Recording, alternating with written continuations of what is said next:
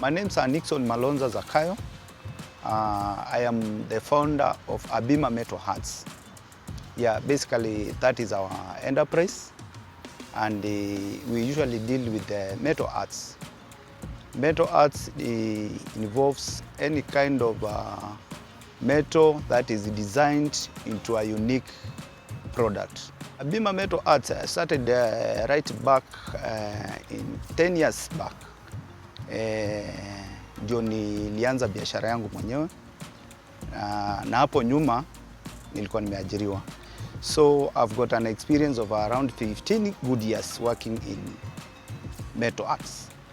Nilikuwa na boss yangu alikuwa Muhindi, ndiye alinifunza hii kazi. Alikuwa anafanya hizi designing ya chuma, doing this kind of crafted metal arts. They usually call it wrought iron, but for us we call it metal arts. It's just the same thing but different language. Yes. So I've worked with those Asians for 5 good years, doing that fabrication, metals, doing window grills, wrought iron gates, staircase, curtain rods, indoor and outdoor furnitures. Yeah, so I've specialized in those kind of stuffs. So for those 5 good years, I gained a lot of experience, and I felt that I should start my own business, and because I had that kind of that desire of starting my own business, because I saw what my boss was doing, and what he was the amount of money he was getting, ile pesa tulikuwa tunamtengenezea. So I felt nikuwe na hiyo desire ya kuanzisha my own business, and I went nikaongea na yeye, I resigned, akaniachilia, nikaenda nikaanza biashara yangu, and I've been running this business for 10 years now. It has been a process, na imekuwa it's a growing process. Ilianza ikiwa kidogo. Actually I started by buying one machine, one welding machine, a grinder, a drill machine, and then I opened a business venye sikuwa na client yote. And because I was doing a good product, I did a very good display for those items. I did fabricated good staircase, those samples. I did the samples for beds, I did the sample for gates, I did sample for doors, and from there customer started coming. Wanakuja wanaona, hey, you are doing good thing, you are doing a different stuff from other people, this something is unique, umejifunza wapi? And that is how I started. Then from there ikaanza kukua. Now for this period, it's now 10 years. Now I can say it's a very great progress up to now. You see the kind of stuff that we are doing is just the normal chuma. But what we usually do is like we are adding another additive on it. There's a certain kind of flavor that we put on it so that it sounds different. So it's just a normal steel that we get it from the hardwares. But there are some other things that we usually do on it. We improve it. Yeah, so when we improve it, we add that kind of additive. It sounds like a different, but it's the same material you get from the hardwares. When you are starting a business, and let's say you have opened your business, you are doing your product. First, you have to get the material. You have to have the material with you in hand. Then number 2, there is power. You need to have the power with you, and of course you have your machineries. Because when you are doing metal fabrication, there's this welding machine, there's grinders, we have drill machines, we have other small materials like measuring foot. You have to get your squares, because when you are doing the door frames and everything, there are those angles that we cut, and you can't do that without some of those equipment like squares, like good foot. Yes. So those are basically, they are the equipment that are required. Then when everything is set, of course, If you are designing like a door, you get to buy the welding rods. There are those cutting discs, there are those grinding discs. When you do the fabrication, the welding and everything, you smoothen, you grind your product, you do filling. That is a part of finishing, what we call finishing. You do the filling, then sandpaper, you apply first coat of undercoat, then when it's dried up, you do another coat. Then there's a third coat which we usually do for antique. We call it the antique finish. And antique usually comes in three main colors. We have the antique gold, if you want to do antique copper, or antique silver. So after applying that antique paint, there's a final coat. That is the finish. It makes your product to shine and look unique, and it's just like very brand. It looks like as if it is imported, and that is a part most of our competitors don't do. They don't do good finish. They don't apply the antique paints. They don't apply the finish. So they just do the normal paints. And when you see this product and my product, you see there is something different from these products and the one that I saw. So that is basically the process that we usually take for our products until it is finished. You see, when clients are buying a product from you, they expect the value of what they are paying. One thing, there's the quality product, the material you are buying. You see, some of these local fundis, they usually go and get material like Kariobangi. You go to Kariobangi, you get those offcuts, and then those are the offcuts metals that are left. Then they join it and try to fabricate a product. First, that product would last. But for us, we usually get the quality material. When you use that kind of material, making a door, making a gate, of course you are granted, you won't disappoint your client. You get a good quality and long-lasting material, and that is actually one of our slogan. We usually say, Abimba Metal Arts, get it strong, have it for generation. So we make it strong because it will last for long time. For you to remain on the market, you have to be innovative. You have to move the technology. Like right now, we are advancing our business because we have this steel, the one that was saying, we added some of additive. We try to improve it. Like nowadays, we are doing another job for steel with the new technology which is coming up called laser. So laser involves, it's a new technology. Instead of trying to bend the old steel with a machine or with your bare hands, this laser machine is very improved. If you want to design like a wall clock, or you want to design a staircase, you just go to computer, you set the design that you want, and the machine cuts. It is a plate. You put your plate, and then the machine cuts that design. Just like there's a sample that we have. It has been cut by the machine. So that is one of the technology that we are trying to advance. So actually, we are not remaining in the old routine that we have been doing for that time. We are still moving the technology. We are changing to that laser cuts design. We have wall hanging for laser cuts. We have the wall clocks for laser cut. We have these gates which are done for the laser cut. We have the grills done with a laser cut machine. So that is the kind of technology we are trying to move into. For the designing, of course, you go to internet. You go to internet, you try to search the kind of thing that you can do, then you improve it. Yeah, so that is one of the field that we do. Also from our skills and the knowledge that we have on the steel and the designing, we can also create it from our own perspective. Also, we also give our clients a room to design. If you want your product to be unique and just the way you want it. Actually, we put it that you imagine it, then you give us, we create it. The way you want it to come out. you can explain to us, then from our experience we can try to create and put it. So also we give it to our clients. Express to us, tell us what you want, tell us your taste.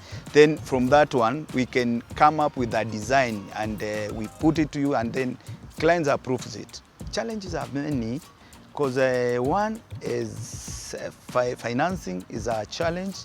Also advertising is also a challenge. When you are starting this business or when you are running this business, of course you come across like a client who has a very big job, and he tells you, I want you to do this job, and it is costing a lot of money, but the clients will give you like a very minimal deposit and tell you, then do that job. When it is halfway done, I will come and add something. So you see, if you don't have that muscle, financial muscle, to push that that job to that stage the clients needs, it's still a challenge. Yeah. So also getting those material, if you are sourcing your material from a far place, you need to have a transport. You need to buy like a pickup or going to get the material, then bring it to your workshop. So those are some of the logistics that and the challenges that some of us face. If you don't have the pickup, then it's a problem. Yeah, so those are kind of challenges. Sometimes you feel the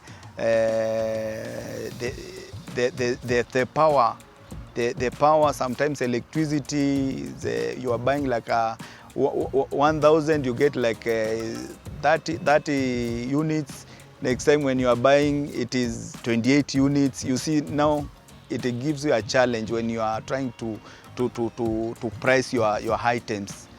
Even the pricing for the chuma, you go this time, you find the cost is this much. When you are quoting to your client, and the client pays, when you start the job, you go back to the supplier, you find the price has gone up, and already you have done the quotation. So those are some of the challenges that we usually face.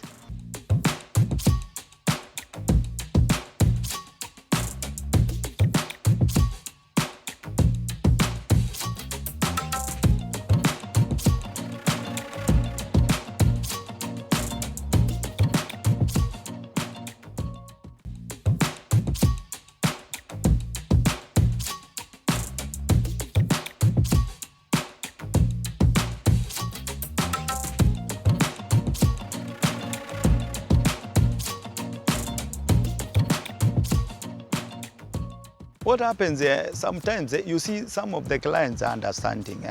If you had done the quoting and then you had done the agreement with your client, and then you find the price has gone up, there's that room. You tell your client, you see these materials has gone up to this rate, so kindly, can we agree to adjust the costing of this thing? Then you amicably agree.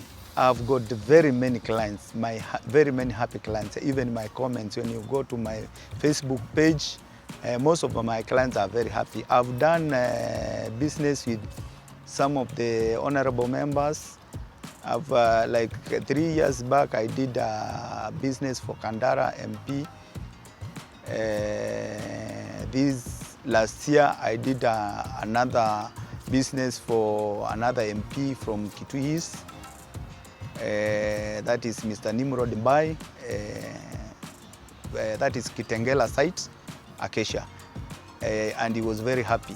Also, I've done business with different people. I've done a business in Irunda, I've done different business in Karen, I've done a different business in Thika.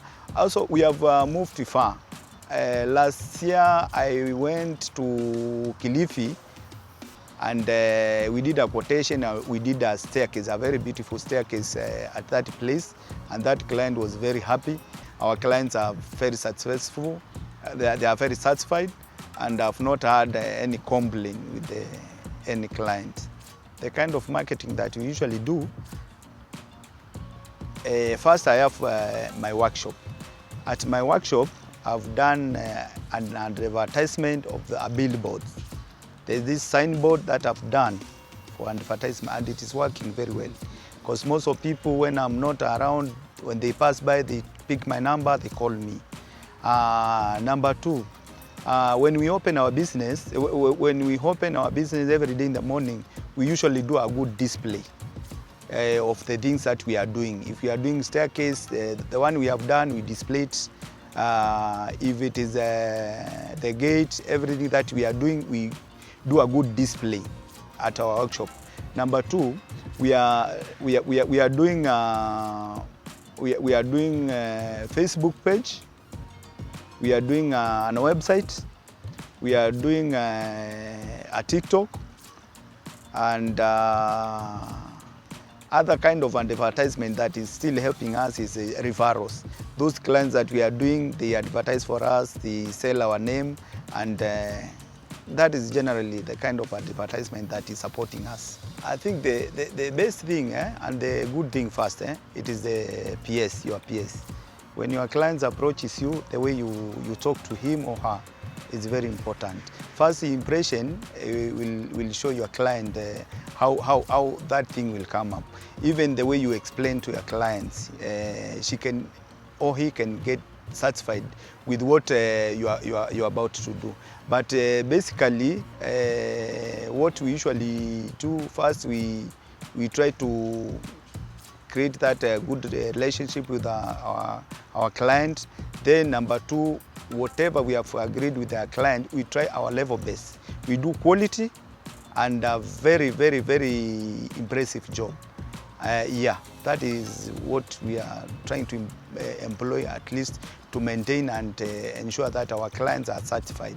We do the job as per clients, the way he or she wants. Because when you read the mind of your clients, whatever she or he wants, and the way she explains to you, and the way you know your job, basically that is what you are going to do it perfectly and the way she wants. If it's a big job we are doing, we have been doing this kind of approach, and it has helped us. Because most of our clients says us, I want a staircase, it's a big one, or I want very many doors. I tell my clients, what we do, let us do a sample of one, the way you have explained to me. We create one. If it is one window or one door, we create the way she has told me. Then before we do the final finish, you come, see the product. Is it the way you said before we proceed to the rest? Then the client comes and say, perfectly, this is what I wanted. Or if there is any kind of correction, she will tell you, or he will tell you, this part, do it this way. Then I'll be very satisfied. And with that approach, I've seen it's working very well. We employ that one, and then we do that sample finish, and then it is accepted. Then the rest, it will be just a copy pasting. My future plans is to expand my business. I'm hoping and wishing that everything goes well, that I should have several branches in different places. So with that one, I think I'll have expanded and also reached many people. Because if I'm getting some clients from like Mombasa, Kilifi, if I get another branch from that place, those clients will be able to access our products easily. If it is Kisumu, if it is Nyeri, if it is Nakuru, yes. For future expansion, I would wish if I do several, because you cannot do that business without a passion. First, you get to have that passion. Do you like that business? Because you can start that business, maybe you have seen your friend or someone has seen me that my business is going up. But you don't have that passion. I've passed through a very big process. So first you have to get that passion. Then number two, you have to spend money. Number three, you have to spend a lot of time. Number four, you have to be creative. Number five, you have to have a good public relationship. You have to see that you persuade your clients very well and you maintain your clients. It's not an easy thing, but when you employ those little things, you can start that business and you can go forward. I've seen most of my friends coming to me that I want to start this business. I don't have this skill.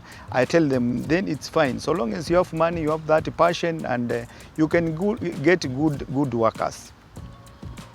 Then you get to supervise them. What you are doing, because there are other technicalities like measuring, taking the measurements. When you are doing the quotation for our clients, you have to go to the site, you measure the windows, the doors, the gates. So if you don't have that skill, it's very hard for you. So you got to have that technicalities.